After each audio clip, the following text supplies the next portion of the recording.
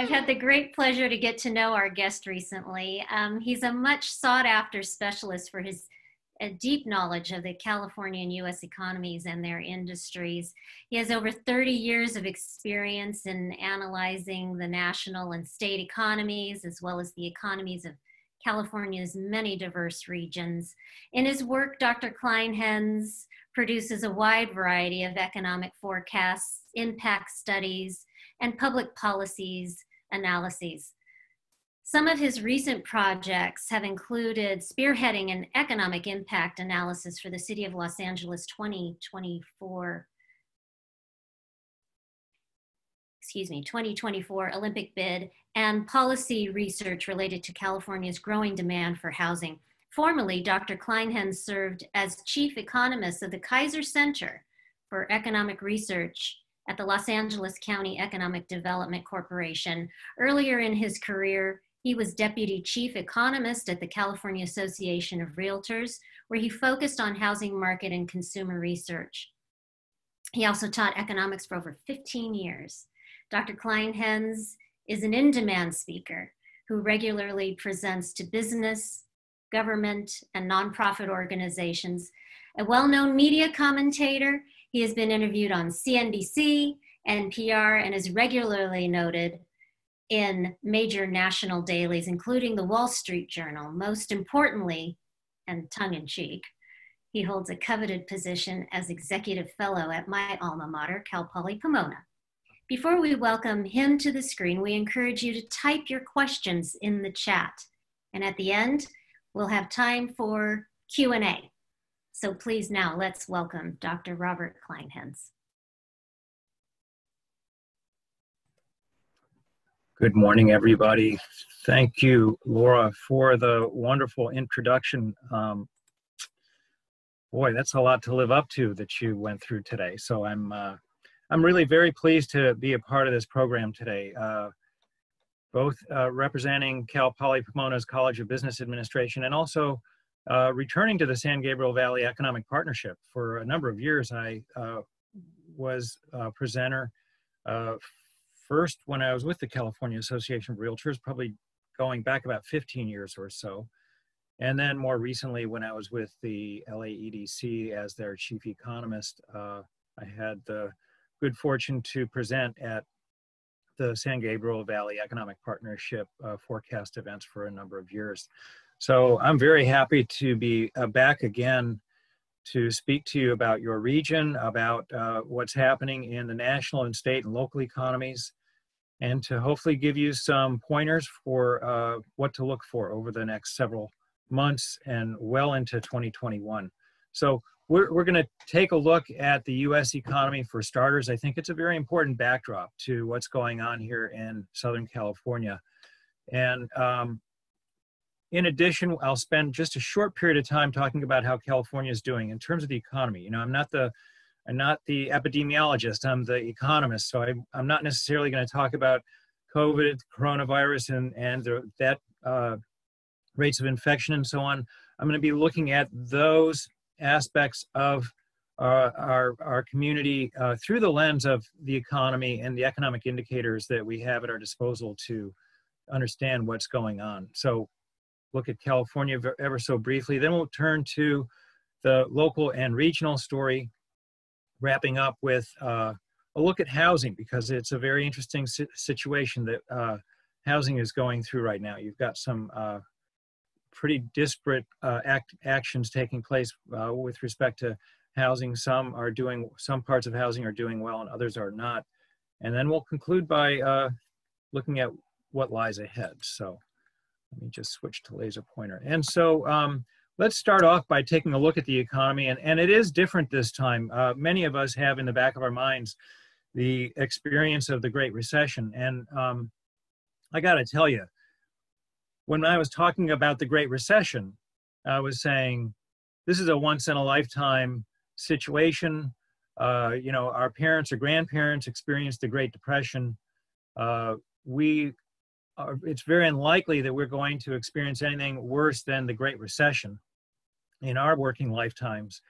And now here we get this curveball in the form of the pandemic and what has essentially been a deliberate shutdown of the economy earlier this year that at the time was anticipated or expected to be relatively short. I'm not sure where that expectation came from, but it became abundantly clear as time progressed that the recovery and so on was anything but short-lived. And so, even Jerome Powell, the chairman of the Federal Reserve Bank, said earlier this year that we're dealing with an economic downturn that is without modern precedent.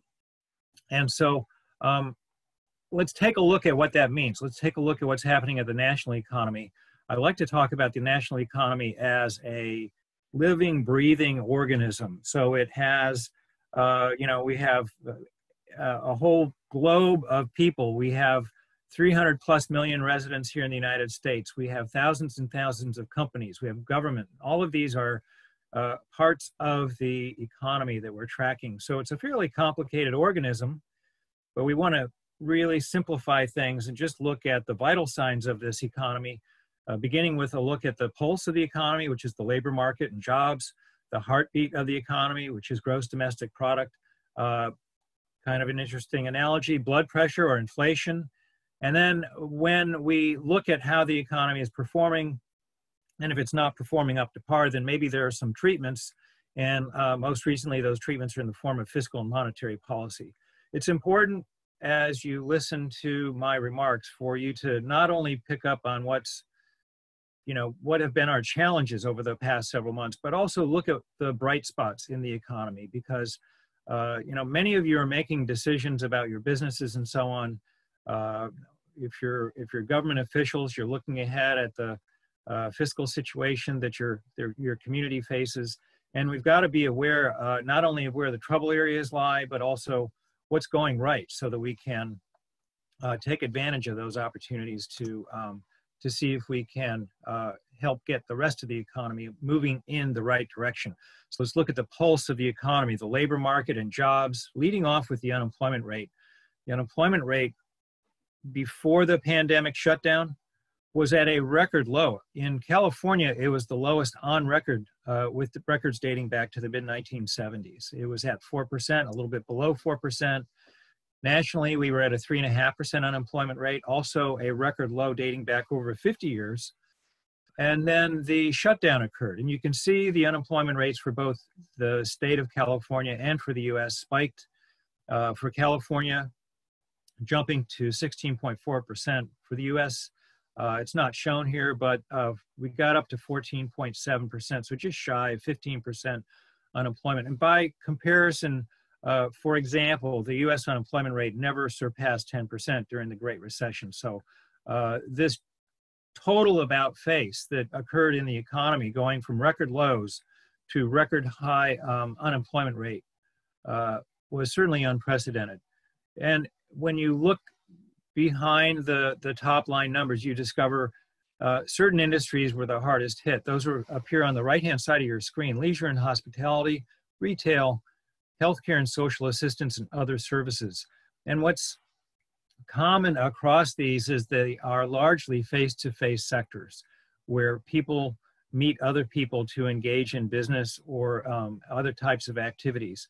And then in particular, within each of these broad categories of industries, there are certain segments, certain individual industries that were very hard hit and continue to be struggling to recover. Full service restaurants being one, hotels another. In retail, it's clothing stores as opposed to, say, general merchandise stores that are doing better. The medical industry is recovering, and you'll see with some numbers that I have to show that it's looking better every day, but other sectors of healthcare and social assistance are much slower to recover. And then we all know here in California, personal services such as hair salons and nail salons have struggled to keep their doors open, or if they've had their doors open, they've had to work outside for these last few months. So these are the industries that are the hardest hit, although there have been spillover effects elsewhere. One of the things that's that you've probably heard a lot about is the attention that's been devoted to both workers and to small businesses. And many of these industries that I've just spoken of have a high concentration of small businesses. So the policies, which I'll discuss in just a few minutes, that we've seen come to pass over the last few months were really designed to to create a financial backstop to prevent spending on the part of households and small businesses from sliding any further than it would have otherwise, and to prevent this great shortfall in the economy from getting any worse. Now, initially, when we looked at unemployment rates and layoffs and so on, people were fairly optimistic about the likelihood that they would return to work. So most layoffs were considered to be temporary. But more recently, these last couple of months, we've heard that more and more firms are expecting more permanent layoffs, and the workers themselves are reporting as much. So, you know, this is a slide only an economist could appreciate and enjoy, but bear with me and come along with me on the ride, because there's so much you can learn about the national economy, and so much of it also applies to what we know is happening here in Los Angeles County in Southern California. So to lead off, back in February, the U.S. economy was at a peak in terms of employment at over 152 million wage and salary workers. During the shutdown, which ran from February through April, we lost 22 million workers, or 22 million positions more precisely, which was equivalent to 15%, a decline of 15%. Now, since then, so from April through August, these numbers for the US go through August, we've recovered about 11 million positions, a little bit less than 1/2 of the jobs that were lost during during the pandemic shutdown. And so presently, we're about 8% below the February job count of 152+ million. So we're definitely making progress in an overall sense. You saw earlier, actually I skipped over a very important observation back here, that as of August, our unemployment rate in the US actually fell from being double digit to single digit. 8.4% was the most recent reading. And so we roughly have a correspondence between that unemployment rate and the fact that we're about 8% below our non-farm job count from back in February. The industries that are shaded in red are the industries that have been the hardest hit and the slowest to recover. It's a somewhat arbitrary cutoff point between those that are struggling and those that are sort of middling and those that have survived and thrived. But basically anything below 93%, I'm showing here, corresponds to industries that either had significant job losses, such as leisure and hospitality, or even if the job losses weren't terribly sharp, their recovery has taken some time. And so again, taking a look at that, a lot of face-to-face industries. I spoke of leisure and hospitality earlier. Information, this job cut really largely derives from the motion picture and sound recording industry, which is just about at half of its job capacity right now. And mining and logging, that decline really was a symptom of the plunge in energy prices that occurred earlier this year. So there are a number of things as well that we could talk about, but in the interest of time, let me just sort of walk down the rest of this figure and point out that thankfully, healthcare and social assistance, which was one of the biggest job losers during the pandemic shutdown, is actually at 94% of its pre-pandemic peak. So this is good news. This means that some industries that rely heavily on face-to-face interaction have been able to figure out a path forward and succeed. And we expect to see that improvement continue. Down here in the green zone, finance and insurance, when I talk about housing, you'll understand why finance and insurance is doing pretty well, not to mention the fact that the stock market has hit recent highs and of course hit a correction earlier this year. So finance and insurance has done well. It's fully recovered the jobs that it has lost. And it's good to see, at least for the time being, that government is in a decent position, although we're worried about the next several quarters because of revenue streams that are endangered by the current pandemic recession. There's so much more to talk about, but let's just move on and really zero in on those individual industries that have been the hardest hit. So, I mean, it's just, there is good news. It's just that let's get the tough stuff out of the way. And so, as I said, motion picture and sound recording is at about half of the job count it had back in February. Other areas of the economy, so we're talking about maybe tourism, hospitality, attractions, and so on, they have been very hard hit, slow to recover. Many of you have been watching sporting events on television in empty stadiums. So that's symptomatic of the arts, entertainment, and recreation job counts being just just 2/3 of what they were back in February of this year. So many of these industries will likely be slow to recover, and really their recovery is going to be dictated by how successful we are at combating the virus and containing it. So that's the pulse of the economy, how the labor market's doing, how individual sectors of the economy are doing in terms of job counts. Let's take a moment and look at the heartbeat of the economy. That's gross domestic product. And whereas we were looking at job counts just a moment ago, now we're looking at the dollar value of all the different segments of the economy, how much we produce for the consumer sector, for the business sector, which over here in this table is represented by investment, our net trade position with the rest of the world, and government spending. But before we get to those details, over here on the right-hand side, you can see what the pandemic has done in the first half of 2020. Leading into 2020, we were growing at somewhere between 2% and 3% annually. The gross domestic product was increasing by about a 2 to 3% rate.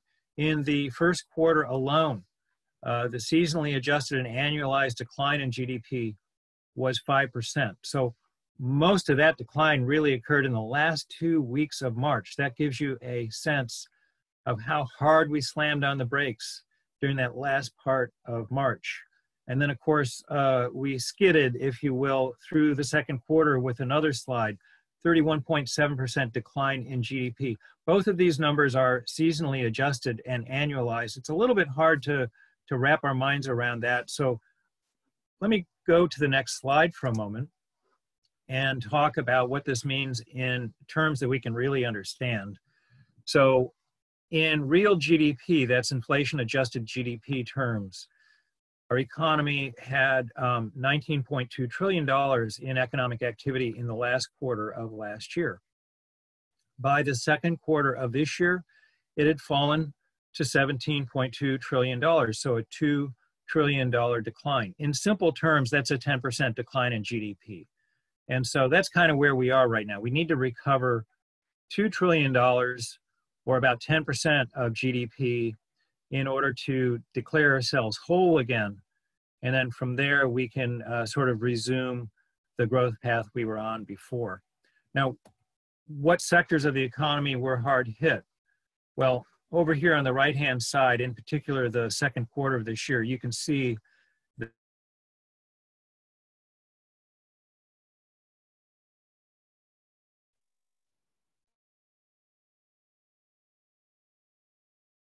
accounts for 2/3 to 70% of the economy. It's an important fact to keep in mind, because as long as the consumer continues to spend, our economy generally continues to grow. There's a lot of momentum built into the consumer sector of the economy. It's very hard to knock the consumer sector off of its growth path when it's on the growth path. But indeed, this is exactly what happened this time around. And so consumer spending pulled back by 24.8% in the second quarter of this year. And just take a look for a minute at what all that means. It meant that we lost $240 billion in the first quarter, that we lost $1.7 trillion in the second quarter. Most of that decline may be attributed to what was happening in the consumer sector of the economy. Now, good news. We really turned the corner in the third quarter, or even partway through the second quarter of this year, such that we now estimate that GDP is probably going to be increasing substantially in the third quarter, which includes this month, the month of September. It's going to end September 30th. So the current estimate is that the third quarter GDP is going to grow by an unprecedented 26%. That's annualized and seasonally adjusted. But that's equivalent to about a $1.3 trillion gain, which certainly closes the gap or fills the very deep hole, by and large, that we found ourselves in at the end of the second quarter. Now, going beyond that, from the third quarter of this year to the fourth quarter, I think we're expecting a more steady progression. I doubt that we're going to recover fully by the end of this year. I'll explain more fully in a minute. The consumer sector, as I said, was so important to the economy through thick and thin. And this just shows what has happened over the last couple of quarters. Consumer spending generally holds very steady and did so over the last several quarters. And then in the second quarter of this year, it plunged, even as real disposable income was on the rise. This increase in real disposable income had to do with the payments from the federal government to support both households and small businesses, as well as corporations during that second quarter. So we see this disconnect, a temporary disconnect between what's happening with real personal disposable income and consumption. But fortunately, there is a separate set of indicators that tell us what's been happening month by month. And this shows a very promising look at what's been happening on the consumer sector, on the consumer front. It looks as though personal consumption expenditures bottomed out back in April and have grown steadily through the month of July. And so we expect that to continue going forward. But I think the most important thing to keep in mind when we look at recovery trajectories for the economy is that this consumer sector is very cautious in making decisions about spending, about its use of credit, and so on. And so we fully expect that we're going to be seeing a very deliberate and somewhat slow and moderate recovery take place over the next several quarters. This gives us a little bit further look into the more recent time period. Over here on the right-hand side, we're showing from a different source that I really encourage you to check out. It shows consumer spending through the end of August, and we're down 7.3% compared to January of this year. So you may want to take a look at this website. It's really cool. It's called tracktherecovery.org. A couple of economists at Harvard have worked out arrangements with a number of both public and private data suppliers to make available a very rich array of indicators at the national, state, and even as low as the zip code level. So if you're wondering what's happening in your community, I encourage you to take a look at that. I'd also point out that consumers are clearly being cautious going forward. Their reliance on consumer credit declined substantially in these last couple of months. This comes from the Federal Reserve Bank. So, you know, consumers are very important to tracking the recovery. And here's what we have going for us at this time. Jobs are on the rise. Some industries are still hard hit, but in the main, we're seeing recovery occur. We're seeing the unemployment rate come down. That's good. Shutdowns, of course, as a result of flare-ups and surges, are going to delay the progress that we hope to make over the next several months and quarters. But I think the overall momentum is in a forward direction. Wealth is an important determinant of spending for certain households. It slid in the first quarter of this year. It recovered in the second quarter, and I believe in the third quarter will show some gains, so that's good. Homeowner equity is on the rise. Interestingly enough, the housing market in some segments has thrived, even as other parts have faced difficulties. We'll look at that in just a few minutes. I mentioned a moment ago, credit card use is cautious. This is really important because we don't want to see households find themselves in difficult financial straits because they've relied too heavily on credit during the period of time when they're either out of work or they're finding it difficult to make ends meet.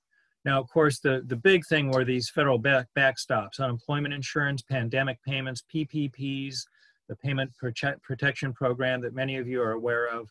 All of these have served to provide a backstop, as I said earlier, to the slide in spending that otherwise would have occurred. Just taking a quick look at some of the other segments of the economy. Business investment spending, which pulled back in the first couple of quarters of this year, along with the rest of the economy, is expected to show a slight positive gain in the third quarter of this year. So we expect to turn the corner on the business side of things. Investment in structures and the like is, on the one hand, would be positively influenced by the rock bottom interest rates that we're looking at. But on the other hand, the uncertainty that we're facing, not quite knowing when the pandemic will subside, whether or not the vaccine that we hope to see come forth is going to be available sooner rather than later. There's a lot of uncertainty out there that might lead business investment spending to progress, move forward, but do so at a modest pace. And then international trade. Trade really took a hit. Both imports and exports fell during the second quarter especially.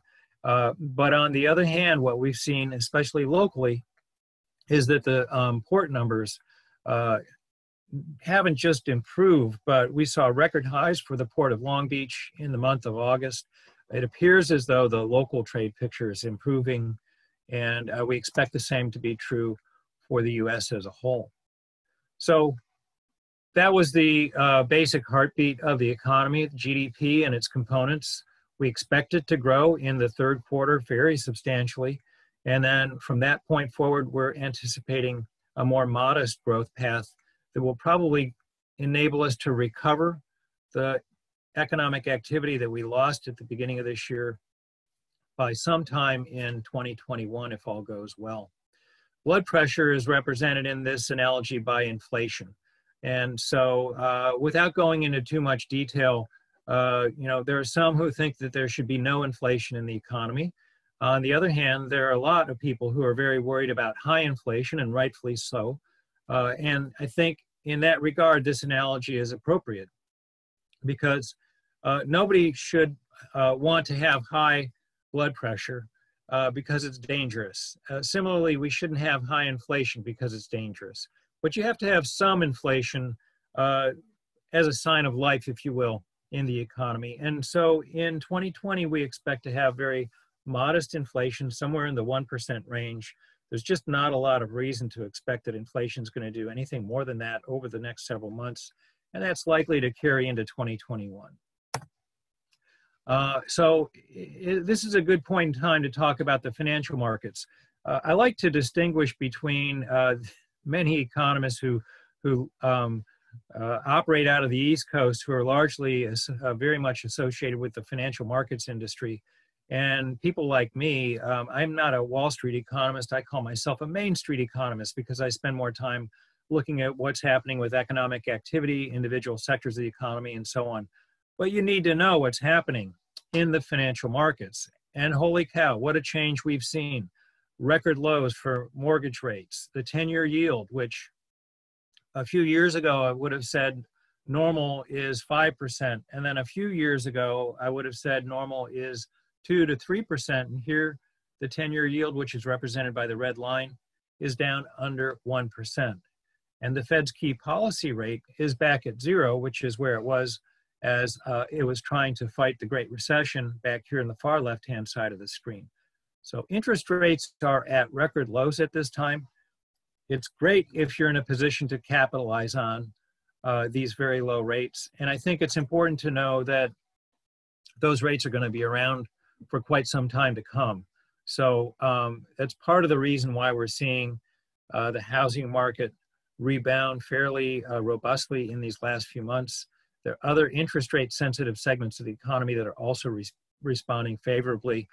And that's good for the overall economy because of the ripple effects that occur when these industries succeed. Continuing along with the financial markets, the S&P 500, which plunged earlier this year, hit a new record back in September on the 1st. It struggled in recent days and weeks, but I think it's remarkable that the stock market has performed as it has in the face of the economy kind of being flat on its back. Well, why is that? Well, let's just look at the pandemic relief. $3.3 trillion in economic relief was made available through congressional action. And the Fed has worked very quickly to open up the financial spigots to increase the amount of liquidity in the economy with any number of actions. It's a major holder of mortgage-backed securities, those securities that Freddie and Fannie, the mortgage companies, issue. And so it's doing everything it can to enable people and businesses to have the liquidity they need. And a lot of that is showing up in the stock market because, as you saw, interest rate returns are very, very low. And so there are just not a lot of other places to put your money to get a return. And we got to keep in mind that even during tough times here in the United States, we're always viewed as a safe haven globally. And that typically drives a lot of money into our financial markets when times are tough. And so what you'd otherwise expect to be a poor performance turns out to be a little bit better because of that. And many analysts in the financial markets have also pointed out that a handful of companies have really thrived during the pandemic shutdown, the move to remote work and so on. And they, of course, include Google and Amazon, Facebook, Apple, and so on. Zoom is certainly one company that's done very well also. And each of these companies and their success is showing up in the stock market performance. But it's important to keep in mind that the stock market is not the economy. It gets pulled in any number of different directions depending on what's happening that particular day or that particular week with respect to individual industries, what's happening on the political front, what's happening globally, and so on. So I spoke a little bit about the spending plan that Congress approved earlier this year. It totaled $3.3 trillion through mid-May. And you can see that an array of different recipients was able to take advantage of these funds. And in particular, over here on the right-hand side, the idea was to enable households and small businesses to continue their spending, to be able to handle their housing costs in particular. And that's one of the reasons we've seen a national mortgage forbearance program. We've seen moratoria on evictions in many communities and then statewide. All of this is intended to help households make their way through these very difficult months. And we're facing at least another few months like this. The reason that these households needed assistance should not have been a surprise to anybody. There's a lot of evidence that shows that many households live paycheck to paycheck.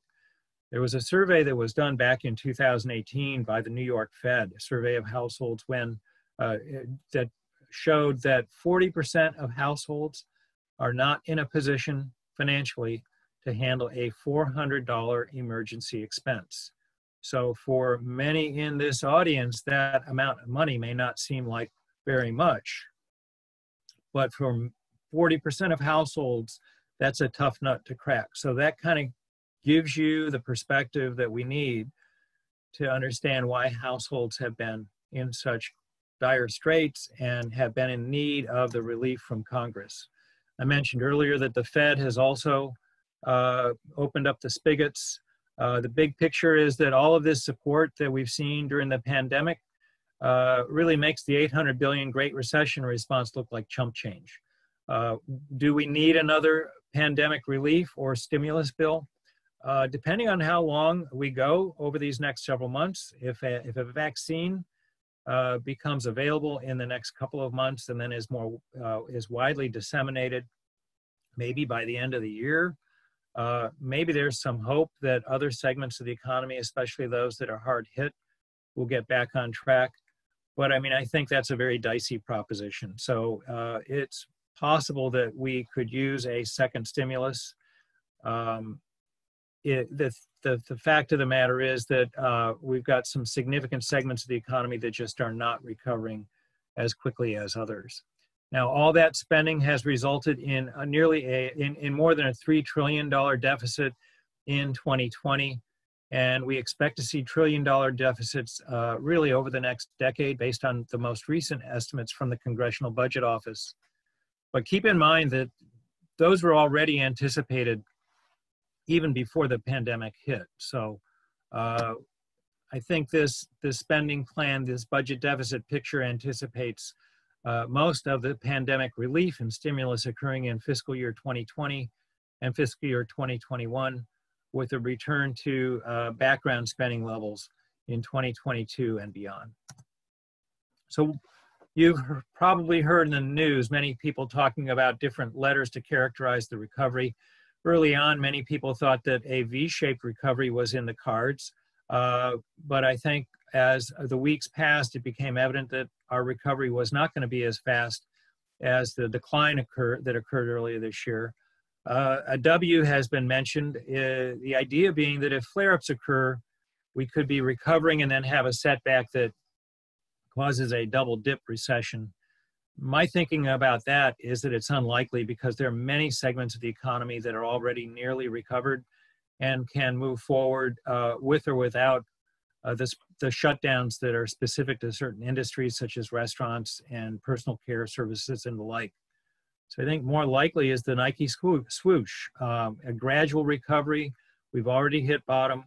GDP is likely to recover sometime late in 2021 if all goes well, maybe into 2022, with recovery in the labor market probably likely in 2022 to 2023. We are talking about years to get the labor market back to a normal situation.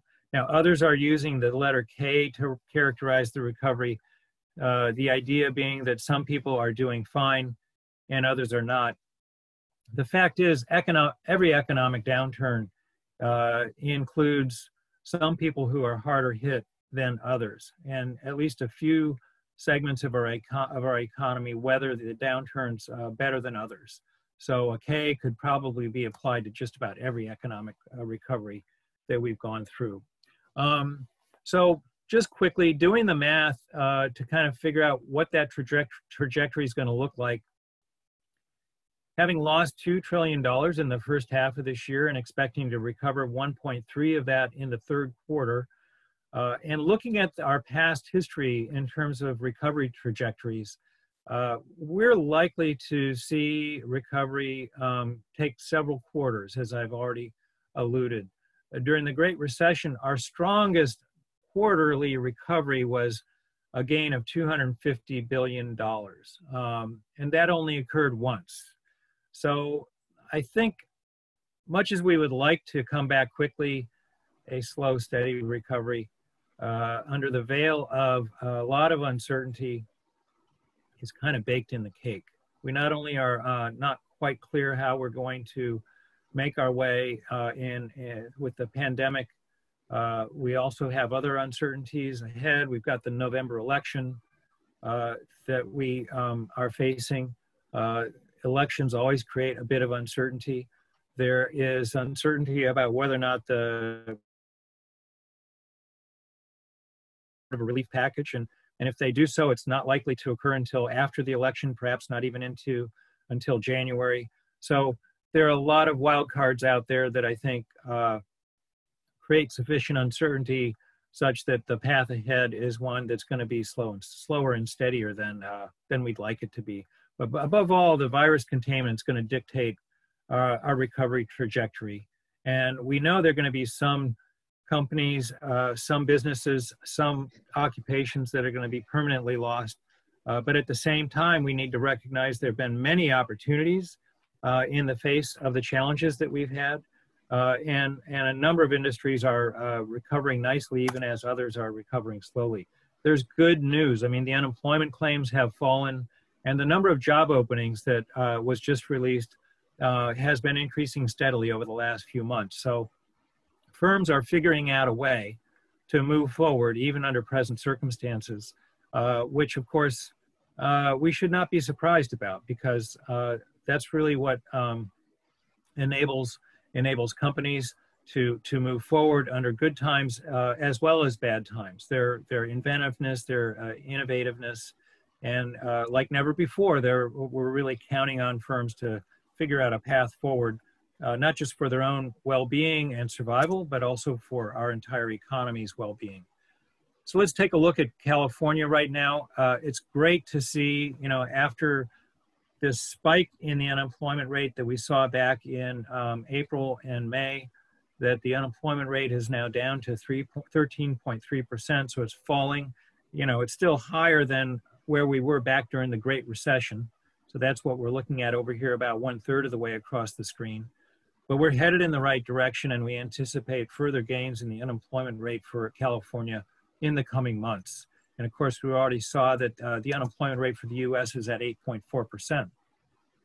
The California unemployment rate, as high as it is, and is among the highest in the country when compared with other states, but just about every other part of the country is facing elevated unemployment rates compared to where they were at the beginning of this year. By and large, we were looking at single-digit unemployment rates across the US, across each of the states, and a few have only moved into single-digit territory, mainly in the so-called flyover states. But the states that have, for example, a high exposure to arts and entertainment, not high exposure, a high concentration of arts and entertainment, the restaurant business, many of these face-to-face industries, those are the states that have been the hardest hit in terms of the unemployment rate. And job losses have occurred across every state in the country over the course of this year. We're just looking here at a July to July comparison with the rates of change shown by the legend down here. So California has more than 9% decline in its job counts compared to July of 2019. So it's among the hardest hit states, but again, we have a high concentration of hospitality and tourism, relatively higher concentration of health and social assistance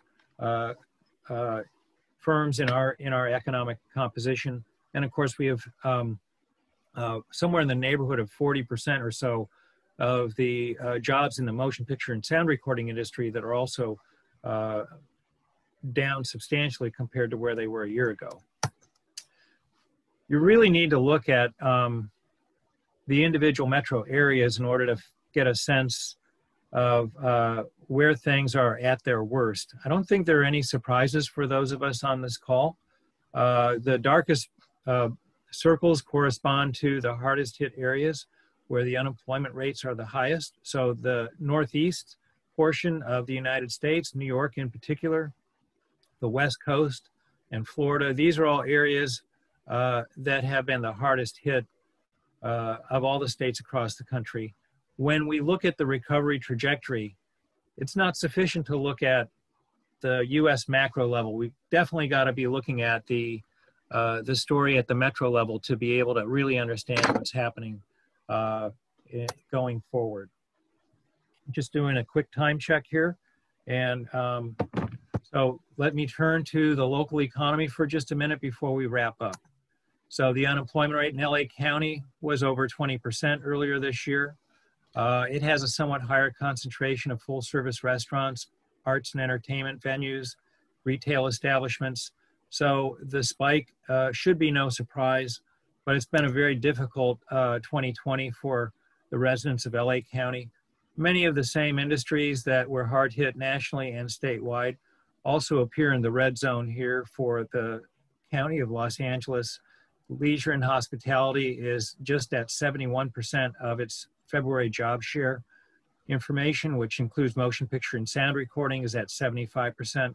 So these industries have a longer path to recovery, even as some of the industries down here at the bottom have already recovered and then some. And LA County is like some of the other coastal counties in that its recovery is subdued in part because of that heavy presence of hospitality, tourism, and similar kinds of industries. So LA County, based on this figure, is just at about 90% of its job count compared to February of 2020. We expect to see improvement in the coming months. The unemployment rate's coming down ever so slowly. Local industries are recovering, but the pace really varies. And the local port picture is improving month by month. That's a welcome sign for all of Southern California and for the US. So a bit of a zoom through the local economic picture so that we can talk a little bit about housing. Housing really took it on the chin in the first part of this year with the pandemic shutdown. This shows the slide in sales with these blue lines. Since then, we've come back. We've actually sort of above normal in terms of sales for the state. And up here, you see that the median price actually is setting new records with each passing month. And that's true in many parts of Southern California as well. We aren't going to recover the level of sales compared to last year because we had such a drought during those months of the pandemic shutdown, but we anticipate closing out the year 2020 on a very solid note, with home prices improving and with sales on the rise, mainly driven by low mortgage rates that are at record lows, below 30%, below 3% for the 30-year, and a very lean inventory, 3 months, no more than 4 months, except for in Ventura County. And that's pretty much been the picture. So you've got very lean supply coupled with very low mortgage rates that are driving the for sale market to new record high prices. And at the same time, we've got renters who are having a difficult time making rent payments. And so as a result, we've seen rents falter in more recent months here in Los Angeles and Orange County. We've had mixed signals in terms of delinquency rates, approximately 16% delinquency rate for FHA mortgages nationally, based on some July numbers. The number of households or the percentage of households making payments has faltered a bit. So you can see why people are talking about this recovery being a K-shaped recovery.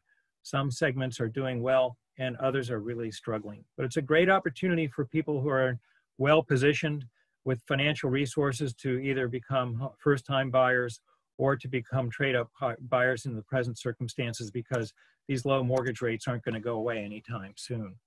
And so in wrapping up, I just want to reiterate that some segments of the economy will struggle and be slower to recovery, and we won't see full recovery in the economy until they fully get back on their feet. But it's really encouraging to see that many other segments of the economy have already recovered, or in the case of retail and healthcare, two of the hardest hit industries, they're clearly on the path to recovery at this time.